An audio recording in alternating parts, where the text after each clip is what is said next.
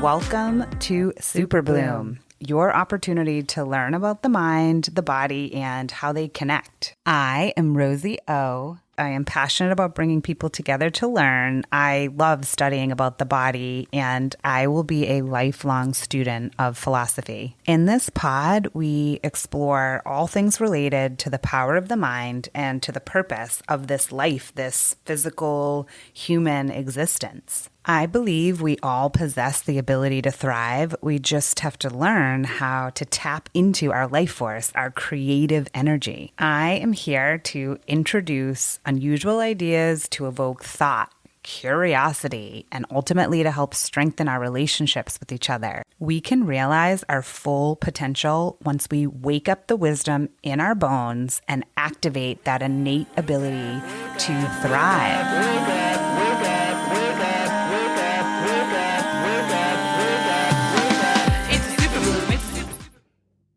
What if life is really a game and not one where accumulating utilities and buying Park Avenue property is the aim?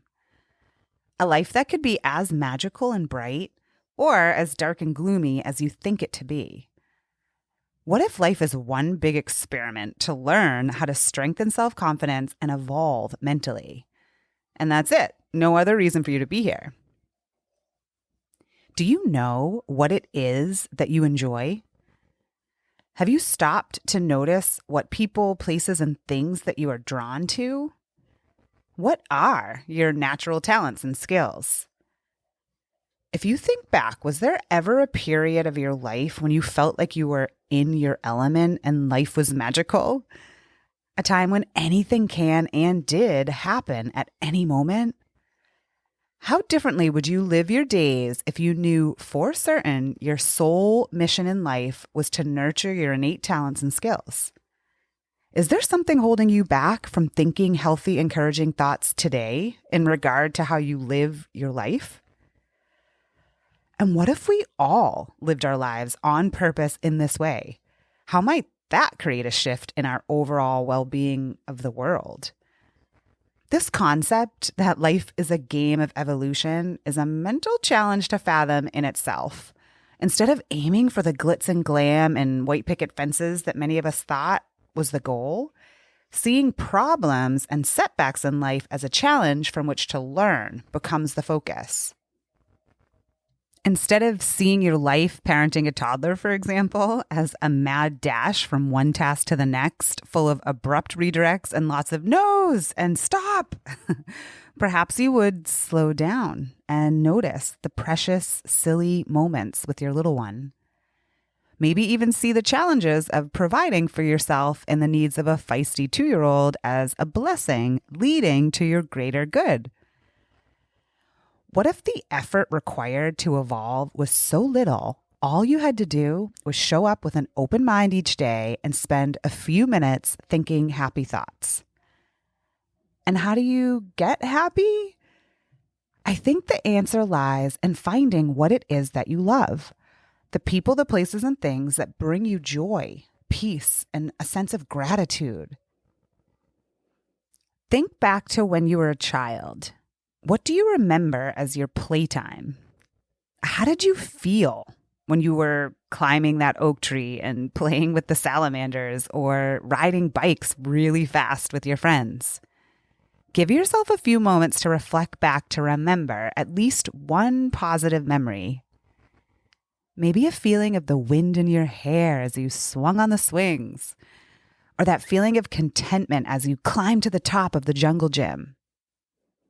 And if you prefer, think forward. If you know there's something physical you desire in your world, imagine you have it. That house, those friends, that money in the bank. How do you feel? Allow yourself to be completely submerged in those feelings of peace or joy and maybe gratitude. Take a few slow, deep breaths and allow these emotions to sink in. Could waking up and feeling like you feel right now be enough incentive for you to get out of bed in the morning? In my early childhood years, I remember my playtime was mostly in school with my friends. I was really curious and asked a lot of questions, most beginning with why. Why, Mrs. Bus Driver, aren't there any seatbelts on the school bus? Why, Mr. Science Teacher, do the cumulus clouds look like that? Why, gym teacher, can't I go climb the rock wall again? Why? I had a lot of creativity flowing through me as a young person, even in elementary school. A very special and magical time for me was when I was part of the Frames of Mind program that my school was piloting in my 4th and 5th grade classrooms. This was when I first learned how to follow my intuition and started to develop my creative ideas. I am now a mom with a child who will be school-aged in a few years. Based on my experiences, I wonder if she will thrive in a typical public school classroom environment. Will she enjoy the structure and standard curriculum it provides? Or will she prefer a Frames of Mind environment like I did? I wonder what her experience will be like if early education focuses on teaching her how to listen to and trust her intuition instead of learning how to listen to and follow other people's recommendations and rules. What if the curriculum included how to think healthy thoughts, how to create a life where she feels happy, and even offered tools to calm the mind? I wonder if I would have been less defiant in my teenage years if I was taught how to slow down my mind and listen to my inner guidance. Don't get me wrong, my toddler very much still requires guidance and boundary setting to help shape her into a socialized human being and also to keep her safe from harm. But I see that she has her own creative thoughts and ideas already. I'm learning how to foster these visions with playful, silly parenting and by paying closer attention. I tune into her yelps to more effectively discern between an instinctive desire for jelly on her toast, please, mama, versus an overtired plea for more water play in the bathroom sink. I have observed that I can also aid her emotional development by paying attention to her different sounds and gestures. Her little body and larynx are still developing, so for now, she uses a few words, mostly grunts, and sign language to communicate her feelings. I can see it frustrates her to understand so much and speak so little. So when I connect the dots and deduce what she's saying, she lights right up. Like when we walked past a house again that had a toy car up for grabs the day prior, and my daughter yelled, beep, beep, beep, beep, and put her palms up towards the sky. It was gone, and I realized what she meant and said, oh, you remember the toy car we rode in yesterday? Where is the beep, beep? Beep, beep, she said and mumbled some other sounds that resembled, I don't know where it is. But the acknowledgement of her question brought her obvious relief. She is so close to stringing her words together. Any day now she'll be asking me, Mommy, why is the car gone? In elementary school, the Frames of Mind program gave me and all my whys a place in which to thrive. All I wanted to do was learn, create, and play. I loved to read, write, draw, and dance. In 4th grade, I rewrote the story Stregonona, a tale about a magical pot that could make pasta with a spell, into a play, and my teacher arranged for us to perform it in front of our entire school. I played the role of Stregonona, happily directed the other kids with their lines, and organized all the props and staging. I was 9 years old. A few years later, during my first year in middle school, I auditioned for a part in the play West Side Story. The director said I had a nice voice, but asked if I would like to be the assistant director instead of being in the play. He said he could use my help with stage blocking and rehearsing lines with the cast members. I was only 12, but happened to have some experience. I was also pretty sure the role of Maria would go to a soon-to-be graduating 8th grader, so I said, yes, please, and had a blast working behind the scenes. I also performed Ain't Nothing But a She Thing for the annual lip sync with my 2 friends who were really good at hip-hop dance choreography. I can still picture how we must have looked on stage to the audience. Josephine in front lip singing, "It ain't a man's world," gesturing her arms around a huge globe, and Rachel and I staggered in a row behind her, pretending to sing as we threw our right arms up and down. "You go, girl." The three of us performed 2 more Salt and Pepper songs before graduating from middle school. During these tween to teen years, I spent the rest of my free time outside moving my body. I loved running in the woods in the fall with my cross-country team, playing midfield with my field hockey mates, and in the spring, pitching, catching, or playing second base with my Seahawk girls in Burnham's Field. In high school, I played field hockey my freshman year and did really well in my schoolwork. But once I stopped playing sports, I lost all interest in my studies. I had some experience working for a publishing company as a receptionist, so towards the end of my junior year, I decided it was time to move on from high school and get a full-time job. So while my classmates were starting senior year, I signed myself out of high school, got my GED at the library, and started working full-time for a medical software company in January of 2000. I had bought my first car the year before, a seafoam green Nissan Stanza, and used it to commute to my new job in Wakefield. The building was on a beautiful pond they called Lake Quannapowitt. Pretty much everyone who lived in that town walked or ran around that lake. The new job was mentally stimulating, but it was a seated profession just like in school. Seeing all those people running around the lake, I missed being physical. One day, I delivered a package to a colleague at work who was a long-distance runner and ran marathons. He is one of the first people who helped me discover the power of the mind and how we truly are what we think. He would say things like, marathon running is 90% mental and only about 10% physical training. I didn't get it at first. I knew I enjoyed moving my body, but I only had experience with very short distances for my 2-mile cross-country runs and when I would sprint to chase the field hockey balls or around the bases in softball. Running 26.2 miles all in one go seemed like an impossible feat back then.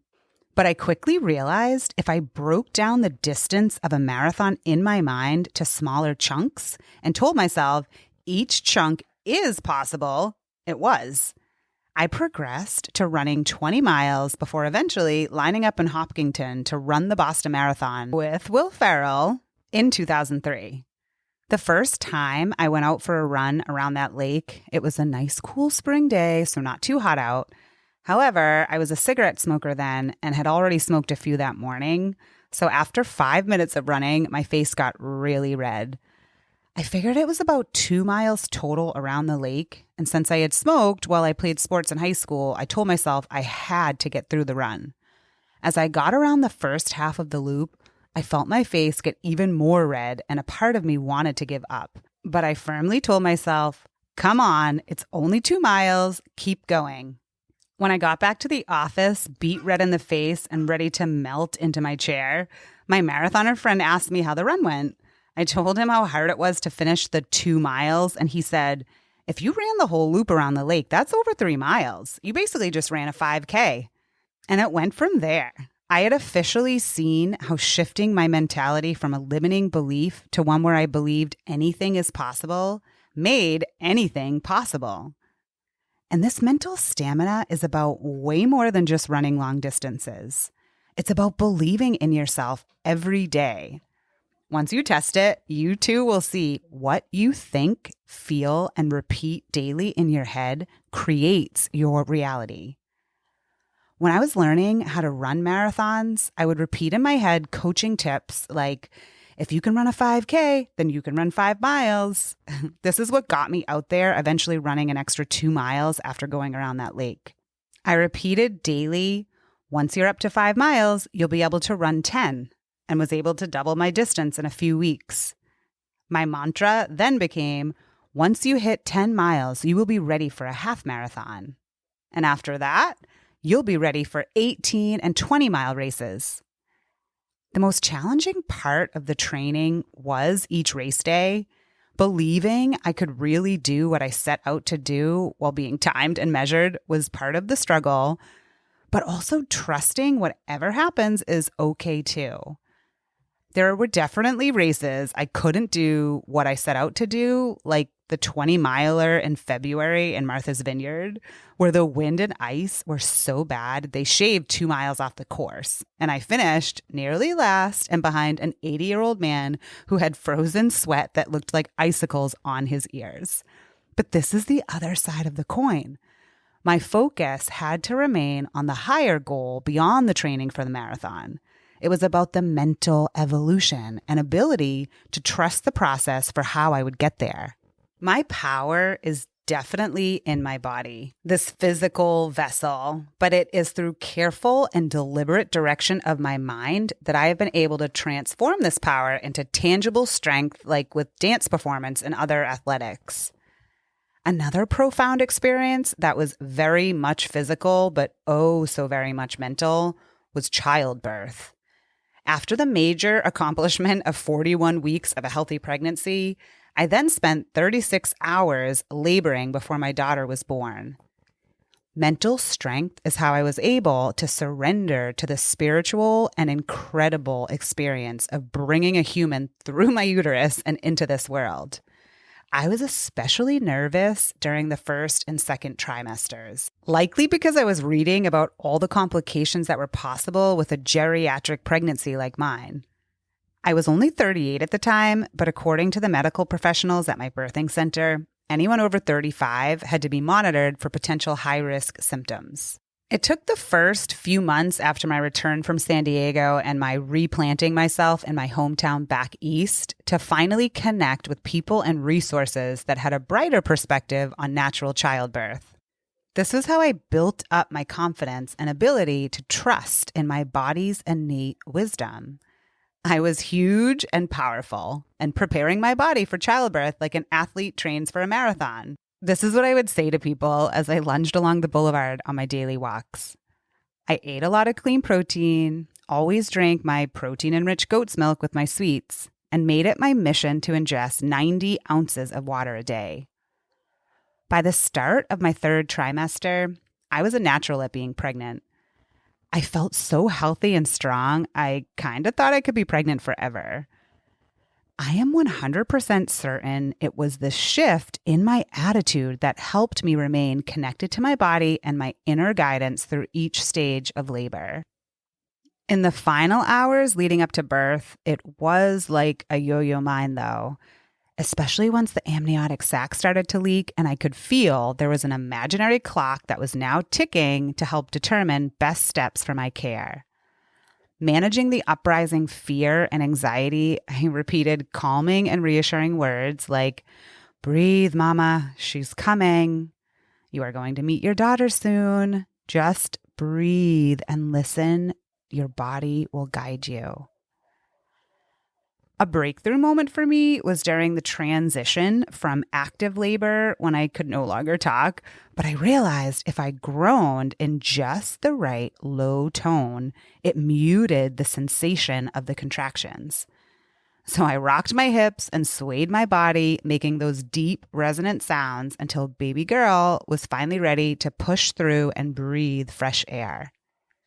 What you say out loud, and especially what you say internally to yourself, has a direct effect on you and the way that you live your life. Who you surround yourself with, what you read, watch, and listen to will all affect your psyche. When you have a major life challenge with your health, a pregnancy, an upcoming athletic endeavor, or big performance, who and what is playing on feedback and a loop in your head will affect your outcome. So when I wanted to shift my headspace from fear and anxiety during my pregnancy, I read books by Ina May about mothers and their all-natural childbirth experiences. I found Mama Natural, who reminded me I wasn't geriatric and offered healthy diet tips and recommended amazing food-based vitamins. I also received a book called Feng Shui Mommy from a dear friend, and it gave me breathing and mental visualization practices that helped me see a brighter future. I believe this all helped me bring my baby girl through in the way I ultimately desired, without any pain that I can remember, and without any of the interventions the hospital wanted to give me due to the ticking clock. What we think, we create. Everything has a frequency. It all comes back to the mental. So learning how to redirect your mind is the key to living your best life. Even if you spend only a few minutes a day imagining how you would feel if you were living your best life, you will start to reprogram your brain towards those good feelings more often. Seriously, I have read studies about people who just think about playing a song and mentally rehearse on the piano that can play as well as those who practice on the actual keys. When I was learning to drive a tractor for a local apple orchard, that is exactly what the owner said after my first lesson. Imagine I am driving before I go to sleep and I will learn faster. So I recreated the sounds in my head of the tractor's engine revving up as I increased my speed, shifting the gears, and then I declined in speed, taking my foot off the gas, pressing the clutch, and downshifting to slow down before the first turn. How is this possible? That we can pretend to do something and it counts towards rehearsal time in our brains. Our minds are powerful tools. And because there are universal laws backing us up in this game of life. My daughter has helped me see that as babies, when all our needs for survival have been met, our natural state is peace and calm. There will come that urge for something that causes her to wail. But as the Hindu sage Sri Ramana Maharshi says, peace is your natural state. It is your mind that destroys it. It may be a hunger pang or a sensation of feeling alone or anything that causes my daughter to cry out. But it's the practice of non-resistance that helps me reconnect with my own state of peace and calm. When she wakes crying, I put down the book, my pen, pause the workout class, or turn off the pan and transition to my child's needs. This act of going with what is just like going with the flow. Back when I was 9 years old, directing a play. This 31-year-old memory is fuzzy, but I do remember there being a complete feeling of ease writing that play and organizing the performance and putting on the show. It was when I wrote a new play about astronauts and their visit to Mars that I remember getting frustrated with my classmates and ultimately bailing on the play altogether. When I kept telling myself, you can do this, running, and imagine myself feeling joyful holding my baby while in labor, I was setting an intention to feel brave and feel happy. If you look at life through the lens of the universal laws, this outcome occurred because our thoughts govern our reality. When I respond to the requests of my child's cries, I am aligning with her rhythm, her frequency. Unlike the story of the boy who cried wolf, even if the pitch of her cry seems exaggerated for the urgency of her need, when I believe her little yelps have a cause, I more quickly shift gears to determine how best to respond. If it's 2 a.m. and my intuition tells me she would like me to comfort her so she can fall back asleep, I will. But if it's the middle of the day, she's eaten, rested, and just getting frustrated about my not acquiescing to her request for screen time, I will first and foremost take a deep breath to reset my nervous system and maybe do the fun and silly lion's breath to shift into a playful mindset. Actually, let's do it together now. It's fun, especially if you look in the mirror or face a friend while you do it. Start by taking a few breaths in through your nose and sigh it out of your mouth. This will likely feel good, like you're releasing something heavy. Take 3 more breaths, letting the exhale be longer and then longer as you sigh out each breath. Now on the next breath out, open your mouth and reach your tongue down towards your chin. Close your mouth, breathe in through your nose, And again, exhale with an open mouth and your tongue reaching as far down as you can, this time making the sound ha when you do it. Take a few more breaths, perhaps lifting your hands, elbows bent and palms facing out in a stop right there gesture. Inhale deeply and exhale, ha. And now, if it's 2 a.m. and you just got your little one back to sleep, with this newfound clarity of mind from Lion's Breath, decide if you would like to return to your book, cooking, or maybe you would like to go to sleep too. Bringing it back to science, consider for a moment that we are all massive beings made up of chemicals and molecules, tissue and cells.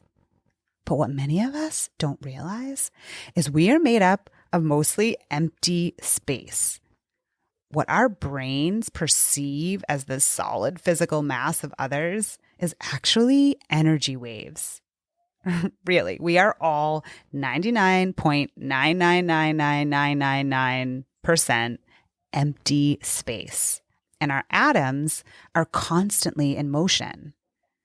This means when you touch someone, you're actually feeling the electromagnetic force of your electrons pushing away their electrons.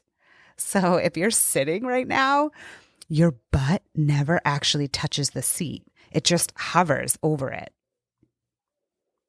Without going too deep into quantum mechanics, the science dealing with the behavior of matter and light on the atomic and subatomic level, we are not separate from each other.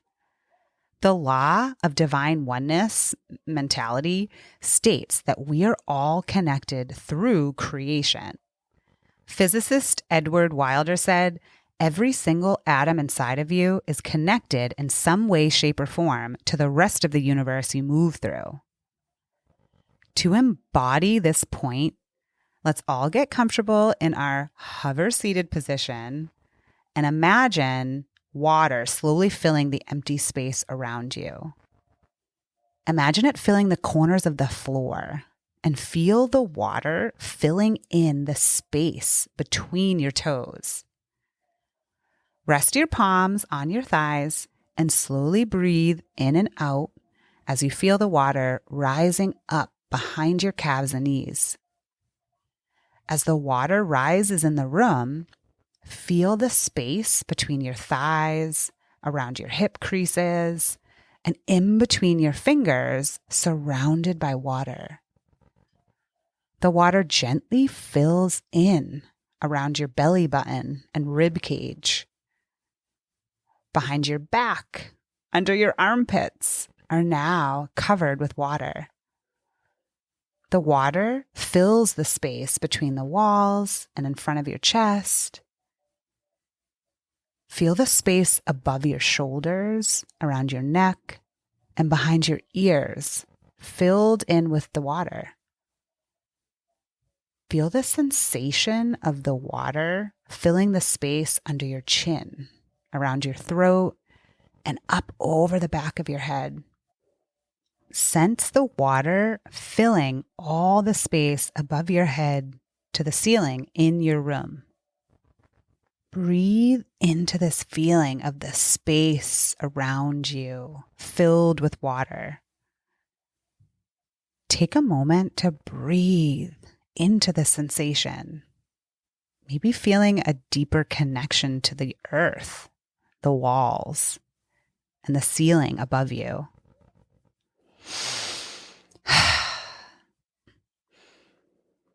When we become aware of the empty space within and around us, we can remember we are mostly energy. When we understand we are energy, it becomes natural to move in sync with what is. And as the new thing presents itself, be open to play with these mystical and mysterious universal laws. You have likely heard of The Secret, the book and movie by Rhonda Byrne, that talks about how like attracts like.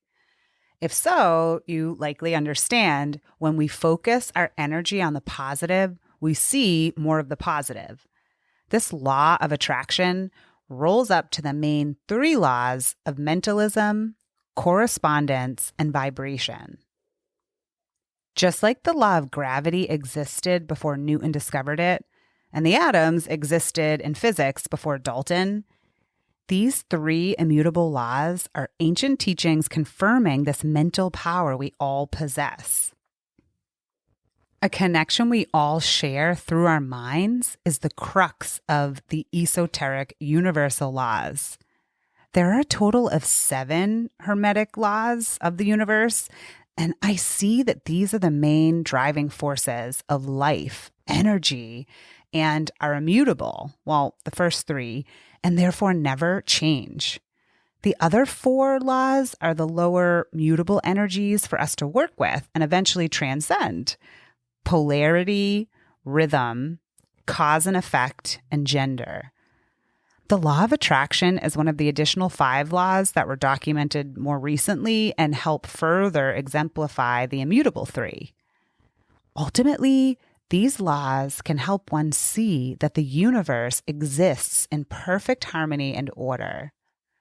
The first 3 are called the higher immutable laws because they can never be changed or transcended. They have always existed and are absolute, eternal. The remaining 4 are the transitory, lower mutable laws meant to be worked to create one's ideal reality. Since I first got the idea and created this podcast episode to the actual time of now recording it, many aspects of my life have changed.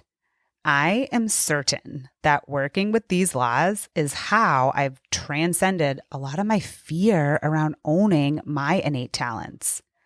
I'm now working daily to create an inner and outer world for myself that are in alignment. Living in my joy and being as present in each moment as possible. Working with the universal laws is about learning how to transcend or master the lower mutable principles, like doing the work to release stereotypical gender roles or connect with your natural rhythms to help gain knowledge and understanding of the higher immutable laws. Each morning, I lay in bed and send prayers of love and support to myself, my child, my family and friends, and even other people I've yet to meet who I've learned are struggling. I feel connected to people, wanting to say hello as we pass on the street. I learned a saying in yogic philosophy, namaste. Translated from Sanskrit, it means the light in me sees and honors the light in you, and together we are one. I will remind my students at the beginning of a yoga class to feel the floor and how the earth connects us all. To experience the first universal law of mentality is essentially like saying namaste and then feeling that connectedness sensation, like the room is filled with water, or through that connection of the earth beneath you. The law of correspondence unveils what we show outwardly is a direct correlation of what is going on inside of us. I visualize this law as a tree. If you haven't listened to the podcast episode, Be the Tree yet, it's a great breakdown of this concept as above, so below, and how a skin rash could actually be caused by an internal allergic reaction. The third immutable, unchanging law is the law of vibration. Like the frequency of my daughter's cries or the thoughts within my head, we are all creating and receiving frequencies all the time. The voices on television cause internal ripple effects, as do YouTube and TikTok videos consumed, words spoken, and thoughts. They all carry a frequency that affects mood and, down the road, overall psyche. The universal laws ultimately point us back to the mind and to the fact that we are all connected. So this fact that my thoughts carry a frequency that others may be tuning into is how I imagine I am helping those I pray for each day before getting out of bed. We are all unique individuals, and it is important for us to trust that we are meant to be unique and individual. yet to also remember that the air we breathe and the earth we walk upon connects us to every living thing as well. Every day, I am cognizant of this aim to master the mind, but it may not be something I sustain indefinitely. It is the desire to watch my mind and ability to learn from the doubts and fears that will help me progress in this game of life. I believe many of us want to do the right thing by those we love and to be a decent human being in society. If you are able to see life as something you can create, that with your mind you can bring brightness, happiness, and peace into your reality, then you've completed the hardest level yet. Being able to shift your perspective and use the power of mind for good is owning your innate birthright to be happy. I want to still be able to lift myself up and those around me too when life's obstacles challenge my ability to stay focused. When I remember that on a molecular level, we truly are connected to everything and everyone around us, then I start to see how each tiny little breadcrumb of insight in a day is leading me to those feelings in my heart. Like when I have a dream about a friend that I haven't seen or talked to in a while, and then the next day bump into them, or they contact me somehow from the ethers of the internet. That is the ripple effect of the law of vibration. I know that what I focus or dwell upon is putting out a frequency of more of that. When I was recently presented with a challenge in my life, I leaned in hard to these universal laws. Instead of worrying about how I will provide and care for my family, these universal laws empower me to direct my energy towards creating feelings of joy and relishing in the pockets of bliss when I feel myself truly at play in my day.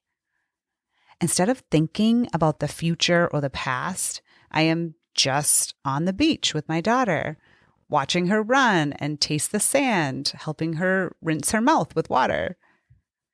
What is it that you want that you don't have right now?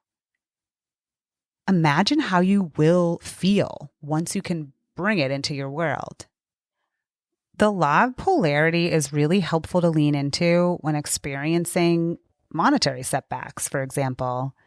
If I can see myself on the other side of the spectrum with all the money I could possibly need to live and just as joyful and happy as I am today, without that sum actually in my pocket, I can release the tension, any resistance to what is, and feel only gratitude for all the love and happiness in my life today. When things happen to us that are hard and we lose things, jobs, and especially when we lose people we love, the universal laws are here to help us see that everything is relative. We know that we're not meant to live forever, but when we experience pain, illness, or great loss, it brings out a vulnerability within us. And this feeling of vulnerability is when we connect deeper with the people we love. And ultimately, that is how we connect deeply with ourselves. Experiences help us heal past wounds, our old samskaras, that might be limiting us from the ability to shift our vibration or our frequency to own our power. When we heal, it is in time with our own unique rhythm. The law of rhythm is a reminder that we all move in cycles. Women have their menstrual cycles, and men too will notice pimples or acne come and go with the moon phases and cycles of the seasons. Seeing the ups and downs as an obstacle course to play upon and work within is how we can move with grace and in rhythm with what is. Find your still point, like the ocean waves lapping, that moment just before the wave crashes. Find that stillness inside with your breath.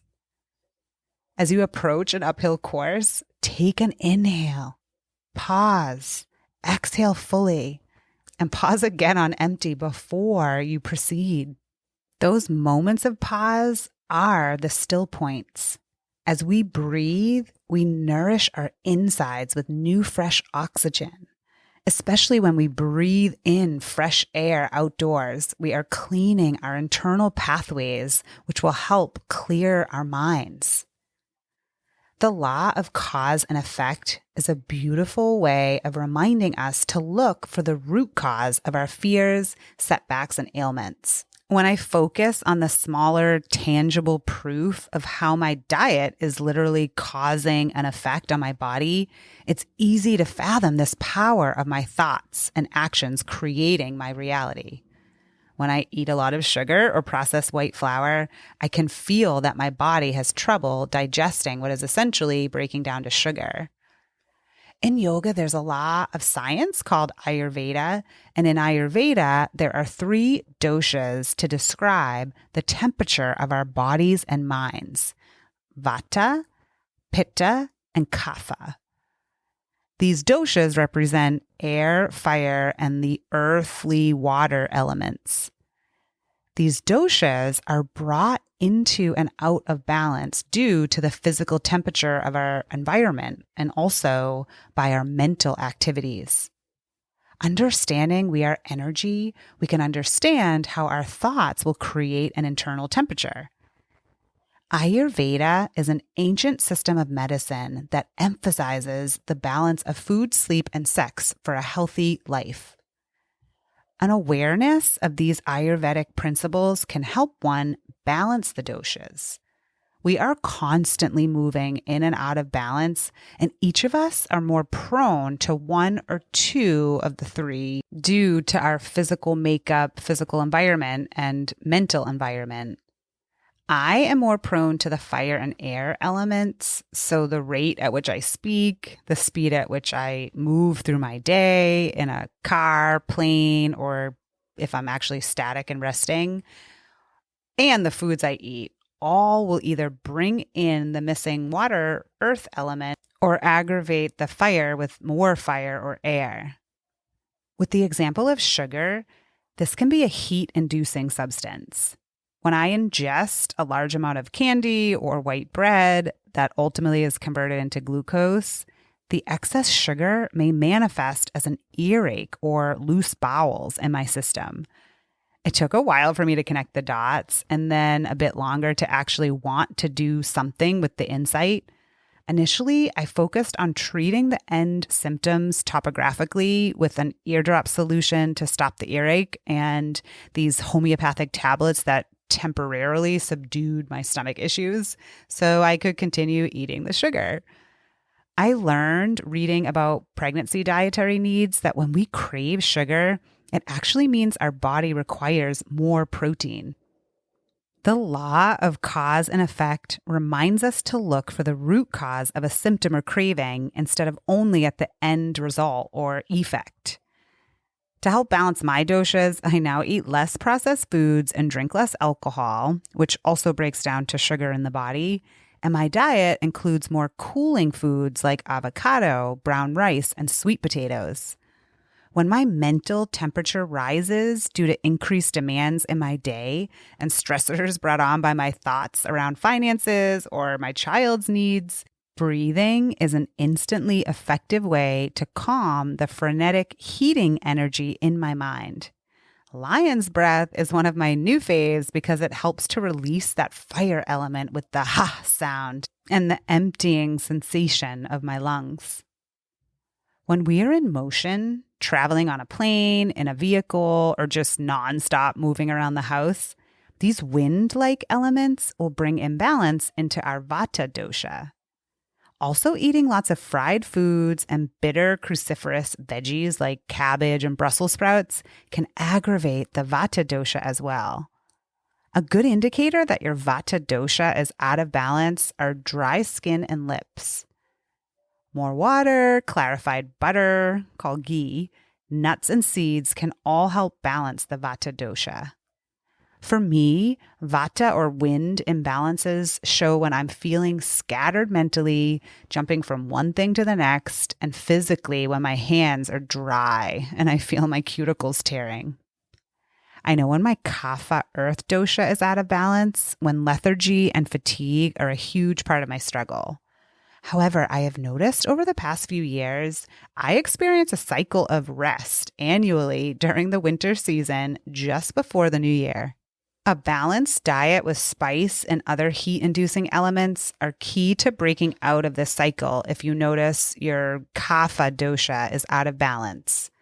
Adding exercise and less sleeping are key as well. There are actually times in the day when the earth, fire, wind elements are strongest and best times to go to sleep and wake, depending on your dominant doshas, to help you balance your energy. The times I feel inclined to sleep or wake vary based on my internal rhythm. Instead of telling myself sleeping later is good or bad, I remind myself to honor my own rhythm. The steps each of us take to regain balance will be different. Understanding where you sit on the spectrum of polarity will help you monitor in which direction your internal pendulum swings in each moment. Polarity is about developing rational thought. Polar opposites of the same thing exist at all times. It's the same frequency of thought when people of opposing sides of a value spectrum debate. The opposing good versus evil is really the measure of absence or presence of love. Do you feel good? Do you feel bad? Did you do right by your mom before she passed away? Were you selfish when you handled that situation with your partner? It's all the same frequency. For me, this is a huge reminder to release the subconscious desire to be perfect, to get it right and do what I'm supposed to do. I rarely want to do what I think others expect of me, but I still have judgy thoughts of myself that create a low energy vibe in my head. And when I dig in and question where these judgments are rooted, there's nothing to found the thoughts. I can't identify who I'm seeking to please with this aim of perfection. Especially since my conscious self understands we're all here to grow. How can I be perfect at podcasting from the get when it's all so new? It's with time and practice that everything becomes easier. If I devote myself to something that I care about, I will grow into that new job or role or thing. Being a new mom in my 40th year of life, I still experience moments of doubt in myself and my ability to know what's best for my daughter and her care. I have studied early childhood development and I worked for a large daycare center, but do I really know what's best to help my daughter thrive? A friend recently said to me on the beach as I scooped up baby girl to avoid drinking a doggy pee puddle, and just like that, you're a mother. You just know what to do. It's in these moments of doubt and worry that we actually hinder our natural ability to tune into our intuition. When I stop, take a breath, and reconnect with the present moment and what is physically in front of me and what I can hear right now in my space, I tap back into my innate ability to guide myself each step of the way. Whether I am good or bad at being her mother is all the same frequency. It's about the measure of the absence or presence of love. Not about whether she ate the salmon and avocados I offered her today or the crunchy pretzels and rice. She too has her own intuition guiding her. And if I remain present, we sync up and it's much easier to flow through our day. Balancing the polarities of everything is what the universal laws are teaching us. Like the Chinese philosophical concept of yin and yang teaches us about opposing forces and creating that balance. Light and dark, male and female, activity and rest. The laws of polarity and gender remind us, without the dark, there is no light. We all possess male and feminine qualities to create that balance within us.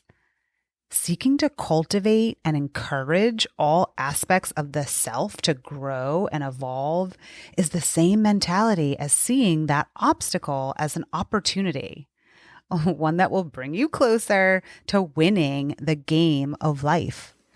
Thank you for listening to this episode of the Superbloom Podcast.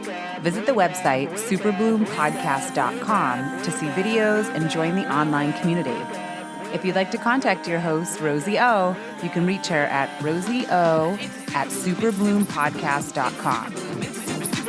It's a super what? It's a super blue.